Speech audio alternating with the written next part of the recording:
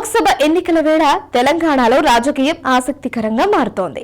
ఇప్పటి నుంచి ప్రధాన పార్టీలన్నీ కసరత్తు మొదలుపెట్టారు. ఈ క్రమంలోనే కాంగ్రెస్ తరపున ఎంపీలుగా ఎవరెవరు బరిలోకి దిగనున్నారు అన్న చర్చ జోరుగా సాగుతోంది. ఈ క్రమంలోనే సీనియర్ నేత మల్లు రవి పోటీ గురించి సస్పెన్స్ నెలకొంది. అసెంబ్లీ ఎన్నికల్లో కాంగ్రెస్ పార్టీ అధికారంలోకి రావడంలో మల్లు రవి కీలక పాత్ర పోషించారు. కాగా ఆయనకు అధిష్టానంతో మంచి సంబంధాలు ఉండడం, ఢిల్లీ స్థాయిలో పరిచయాలు ఉండడంతో ఎంపీగా అవకాశం ఉంటుందన్న ప్రచారం కూడా జరిగింది. అది కూడా నాగర్ కర్నూలు నుంచి బరిలోకి దిగుతారని వార్తలు వచ్చాయి.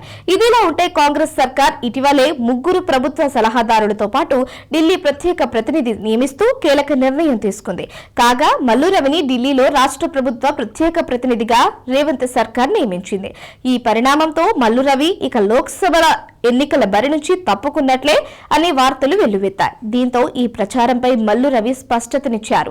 త్వరలో జరగనున్న లోక్సభ ఎన్నికల్లో తాను పోటీ చేస్తున్నట్లు మల్లు రవి పూర్తి క్లారిటీ ఇచ్చేశారు. నాగర్ కర్నూలు స్థానం నుంచే ఎంపీగా బరిలోకి దిగుతానని స్పష్టం చేయడంతో సస్పెన్స్ కు తెరపడింది. అయితే ఢిల్లీలో ప్రభుత్వ ప్రత్యేక ప్రతినిధిగా అవకాశం కల్పించిన సీఎం రేవంత్ రెడ్డికి ప్రత్యేక ధన్యవాదాలు తెలిపారు మల్లు రవి. ఈ క్రమంలోనే దావోస్ పర్యటనకు వెళ్లిన సీఎం రేవంత్ బృందం తెలంగాణకు 40,000 కోట్ల పెట్టుబడులు తేవడాన్ని అభినందించారు. మరోవైపు రాముడికి కాంగ్రెస్ వ్యతిరేకమంటూ బీజేపీ నేతలు చేస్తున్న వ్యాఖ్యలపై మల్లు రవి తీవ్ర స్థాయిలో మండిపడ్డారు. రామాయణం అనేది భారతీయుల డిఎన్ఏలోనే ఉందని ప్రధానమంత్రి నరేంద్ర మోడీ కొత్తగా చెప్పాల్సిన అవసరం లేదని మల్లు రవి కౌంటర్ ఇచ్చారు.